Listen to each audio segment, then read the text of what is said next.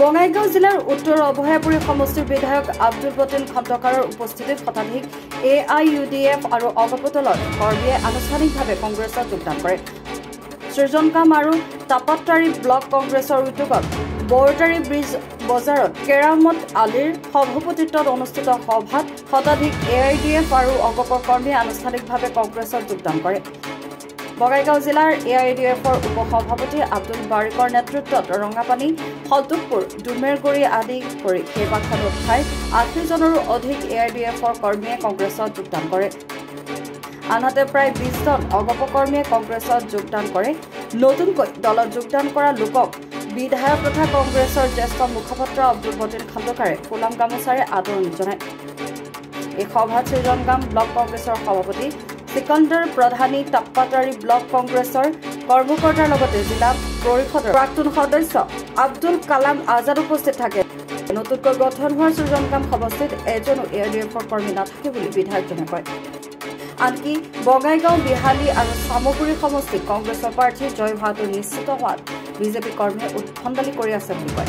উপ নিৰ্বাচনত আমি মোটামুটি ধৰক বঙাইগাঁও জিকি আছো, বিহালী জিকি আছো, চামগুৰি জিকি আছো। মই তিনিটাত গৈছিলোঁ, তিনিটাৰ বিষয়ে ক'ব পাৰোঁ আৰু সেইখিনি আমাৰ মানে সহজ হৈ আছে জিকাৰ কাৰণে।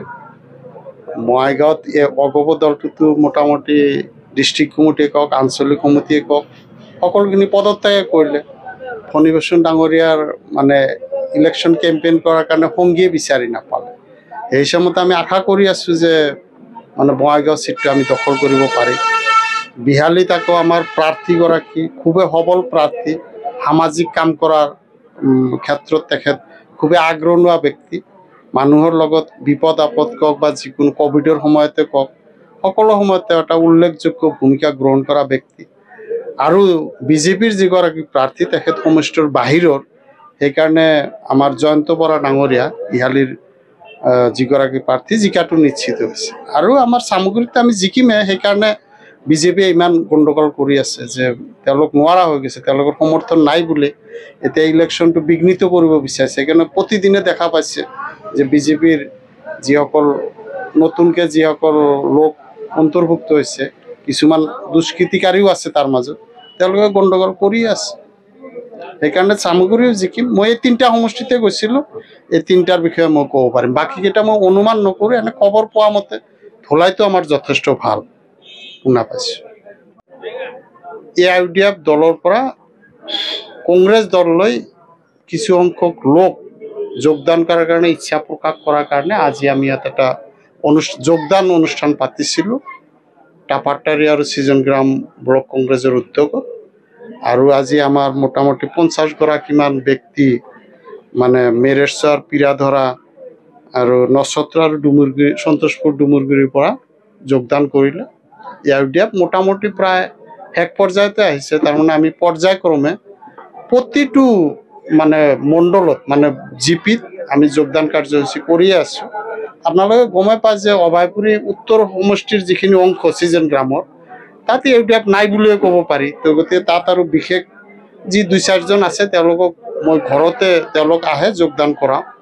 কিন্তু দক্ষিণ অভয়পুৰী পাৰ্টত অংশত সৃজনগ্ৰাম সমষ্টিৰ দক্ষিণ অভয়পুৰী অংশত কিছু UDF আছিলে। কিন্তু এইবেলি আমি এক চাইডৰ পৰা আৰম্ভ কৰি আজি যেনে ধৰক আজি সন্তোষপুৰ, ডুমুৰগুৰি, লেংচিঙা বা ইয়াৰ এইফালৰ পৰা কৰিলোঁ। আৰু বিগত সময়ত আমি কান্দলীয়া যিটো আমাৰ নতুনকৈ ৰাঙাপানী জিপিত অন্তৰ্ভুক্ত হ'ল, তাৰে 50গৰাকীমান জইন কৰোৱা হ'ল। আমাৰ পিৰাধৰা জিপিৰ পৰা 200মান জইন কৰোৱা হৈছে। নছত্ৰ জিপিৰ পৰা 200মান জইন কৰা হৈছে। ডুবাচৰীৰ পৰা 250মান জইন কৰা হৈছে। ধনতলাৰ পৰা 200মান জইন কৰা হৈছে। তাৰমানে প্ৰতিটো মণ্ডলত মই সময় যেতিয়া পাওঁ গৈ পেলাই জইনিং কাৰ্যসূচী হাতত লৈ আছোঁ, যোগদান কাৰ্যসূচী হাতত লৈ আছোঁ। মোটামুটি ধৰক যিটো সৃজনগ্ৰাম সমষ্টিৰ দক্ষিণ অভয়পুৰী অংশটো অলমষ্ট মানে AIUDF প্ৰায় নোহোৱাৰ পথত। আৰু মানুহখিনি এটাই কথা তেওঁলোক যে যদি আমি অগপ বিজেপিৰ শাসন যদি অসমৰ পৰা উৎখাত কৰিব লাগে, তেনেহ'লে AIUDF দি সম্ভৱ নহয়। সেইকাৰণে তেওঁলোকে যিহেতু কংগ্ৰেছ দলহে একমাত্ৰ দল যি AGP আৰু AIUDFৰ বিকল্প হ'ব পাৰে, সেইকাৰণে মানুহখিনি স্বেচ্ছাই আমাৰ দলত যোগদান কৰি আছে আৰু আমি তেওঁলোকক স্বাগতম জনাই আছোঁ আৰু একেলগে কাম কৰাৰ কাৰণে সংকল্পবদ্ধ হৈ আছে। মানে আমাৰ অসমত যিটো সাম্প্ৰতিক পৰিস্থিতিত আমাৰ কংগ্ৰেছ দল পুৰণা দল আৰু UDF দল আহিছে মাজত মানে বানপানীৰ দৰে আহে এইবিলাক দল আঞ্চলিক দল যায়।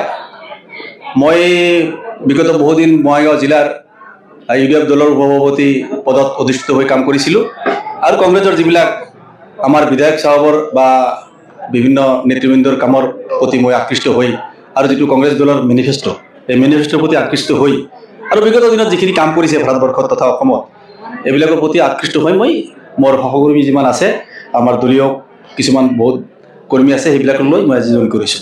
কোনটো দলৰ পৰা জইন কৰিলে? UDF দল। আপুনি UDFৰ কোনো পদত আছিলে নেকি? বঙাইগাঁও জিলা কমিটিৰ উপসভাপতি। আজি কিমানজন মানুহ আজি কংগ্ৰেছ দলত যোগদান কৰিলে? 100+, 100+। আব্দুল বাৰিক। মানিকপুৰৰ পৰা ছানোৱাৰ ৰহমান প্ৰধানীৰ ৰিপৰ্ট, ৰিপাব্লিক।